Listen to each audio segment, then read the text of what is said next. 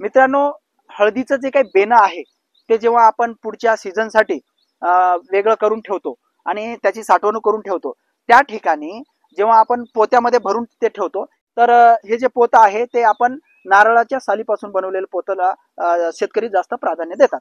तर हे जे पोतं आहे यामध्ये जेव्हा आपण साठवण करून ठेवतो, एकमेकांवरती जेव्हा पोते आपण ठेवत असतो त्यावेळेस त्या दाबामुळे आणि उन्हाळ्यामध्ये जे काही टेम्परेचर असतं त्या टेम्परेचरमुळे त्या कंदामध्ये व्यवस्थित जे काही रिस्पायरेशन सिस्टीम असते, म्हणजे श्वसन प्रक्रिया जे होते त्या प्रक्रियेमुळे या ठिकाणी आपल्याला माहीतच आहे की त्या हळदीच्या कंदामध्ये जे काही द्रव असतं ते द्रव बाहेर पडत असते आणि ते बाहेर पडत असताना त्या ठिकाणी बुरशीजन्य घटकांचा प्रादुर्भाव होऊन तिथं बुरशी तयार होऊन जाते आणि ही बुरशी तयार झाल्यानंतर या ठिकाणी ती सुप्त अवस्थेत असते.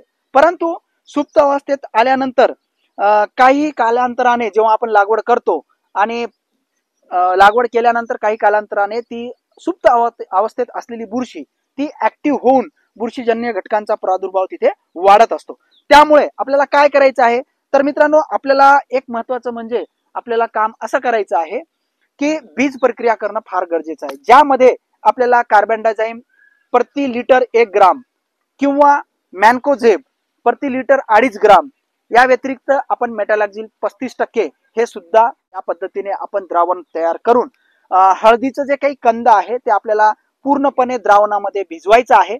आणि बरेच शेतकरी काय चूक करतात की हे भिजवत असताना फक्त भिजवायचं, बाहेर काढायचं आणि उन्हामध्ये ठेवायचं किंवा सावलीत ठेवायचं अशी प्रक्रिया करतात.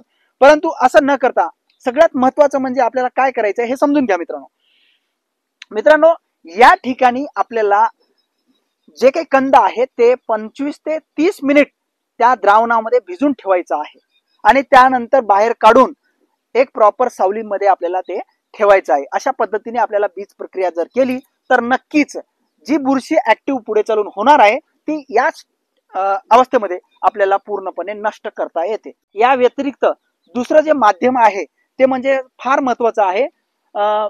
जमिनीच्या माध्यमातून म्हणजेच मातीच्या माध्यमातून जे काही प्रसार होतो त्या रोगाबद्दल आपण जाणून घेऊया मित्रांनो. हे रोग सुद्धा आपल्याला वेळीच त्याला कंट्रोल करता येते. ते कशा पद्धतीने मित्रांनो, हे कंट्रोल करण्यासाठी आपल्याला आपल्या शेतामध्ये वेगवेगळ्या माध्यमचा वापर करायचा आहे. खऱ्या अर्थाने जर बघितलं तर सगळ्यात महत्वाचं म्हणजे जैविक बुरशीनाशक, ज्यामध्ये ट्रायकोडर्मा विरिडी.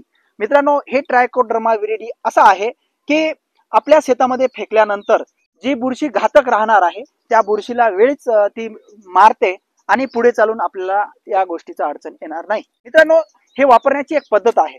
एकरी 2 ते 2.5 किलो आपल्याला ट्रायकोडर्मा विरिडी घ्यायची आहे आणि जवळपास 1 ते 1.5 क्विंटल आपल्याला काय करायचं आहे की शेणखत, कुजलेलं चांगलं शेणखत घ्यायचं आहे. त्यामध्ये हे ट्रायकोडर्मा विरिडी आपल्याला पूर्णपणे मिक्स करून घ्यायची आहे आणि आपल्या शेतामध्ये पूर्णपणे शिंपून टाकायची आहे आणि त्याच्यानंतर आपल्याला पूर्णपणे रोटावेटरच्या माध्यमातून किंवा आपण बेड तयार करत असताना ऑटोमॅटिकली ते खाली वरती झाल्यानंतर जे काही बुरशीजन्य घटक आहेत त्याला मारण्यासाठी चांगलं काम करते. मित्रांनो, व्हिडिओ आवडल्यास नक्कीच लाईक, शेअर आणि सबस्क्राईब करायला विसरू नका. मित्रांनो, थांबतो इथंच, भेटूया पुढच्या व्हिडिओमध्ये. धन्यवाद मित्रांनो.